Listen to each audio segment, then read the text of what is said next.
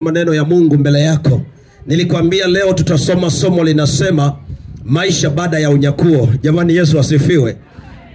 Nataka nikuambie, jana tulisoma juu ya habari ya dalili za siku za mwisho na hukumu ya ulimwengu. Sasa leo ni mwendelezo wa lile somo. Leo tutalipanua zaidi. Kanisa tayari litakuwa limekwisha kunyakuliwa. Sasa tunaangalia maisha baada ya unyakuo. Kutakuwa na nini? Baada ya kuwa kanisa la Mungu limenyakuliwa, kutatokea nini? Biblia inaniambia kutatokea mnyama toka ndani ya bahari ambaye atakuwa na nguvu kubwa, ambaye atakuwa na uwezo mkubwa, naye atampa nguvu yule mnyama aliyeko katika ardhi, atakaye tutumuka kutoka kwenye ardhi, atakaye toka ndani ya ardhi. Naye yule mnyama atakuwa na nguvu kubwa, atakuwa na uwezo wa kumtukana Mungu, atakuwa na uwezo wa kufanya ishara na maajabu. Wakati huo kanisa la Mungu litakuwa limekwisha kuondoka. Unanielewa mtu wa Mungu? Heka zote hizo zitakazotokea, wateule wana wa Mungu, watakatifu waliomwamini Yesu, walokole wote tutakuwa tumekwisha kwenda mbinguni. Chapa makofi kwa ajili ya utukufu wa Yesu. Sikiliza, wakati huo hizo heka zinainuka, litainuka lijitu la ajabu lenye vichwa vichwa 10 na mapembe 7, lenye nguvu zisizo za kawaida.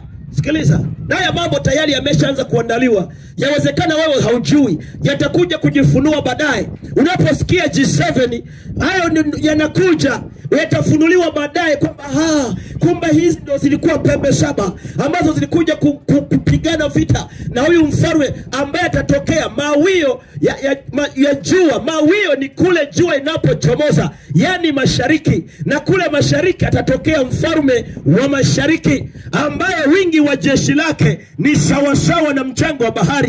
Hapo tunamzungumzia China ambaye ataungana na pembe ndogo ya kaskazini, ambapo tunamzungumzia Korea Kaskazini, na ataungana na mfalme ambaye ni Gogu na Magogu. Jamani, Bwana asifiwe.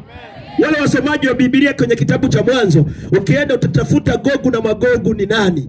Gogu na Magogu ni mfalme wa Ulaya ya Mashariki ambaye ni Urusi, ambaye Biblia imemtaja yeye ni mtu wa hodari wa vita, ambaye yuko busy na vita. Hawa watu watasumbua dunia.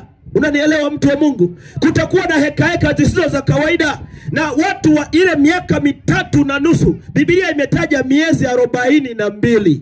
Biblia inaposema miezi 42 ya mwanzo, maana yake ni nyakati 3.5. Na inaposema nyakati 1, maana yake ni mwaka mmoja. Nyakati 2 ni miaka 2. Nyakati 3 ni miaka 3. Akisema miezi 42, maana yake ni miaka 3 na miezi mingapi? 6.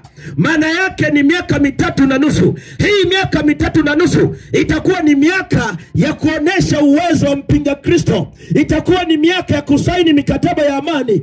Hata Israeli itahadaika, itasaini mikataba ya amani na hawa wafalme wa kaskazini. Itakapo saini mikataba ya amani, sikiliza nikwambie, baadaye Israeli itakuja kushtuka kwamba kumbe tuliyesaini naye mkataba hakuwa mtu salama kwetu. Leo hii mnawaona kama wanapingana na yule mfalme aliyekwisha kupata jeraha. Leo hii katika dunia hii ni kama vile hana nguvu, lakini yupo ndani ya dunia hii. Atakuja kuibuka kuwa na nguvu, kwa sababu atatiwa nguvu na mnyama, naye atasimama. Atakuwa na uwezo usio wa kawaida, atafanya miujiza usio wa kawaida, atafanya maajabu yasiyo ya kawaida kwa kuwezeshwa na mnyama yule. Jamani, Mungu atusaidie sana. Hizo heka zitafanyika.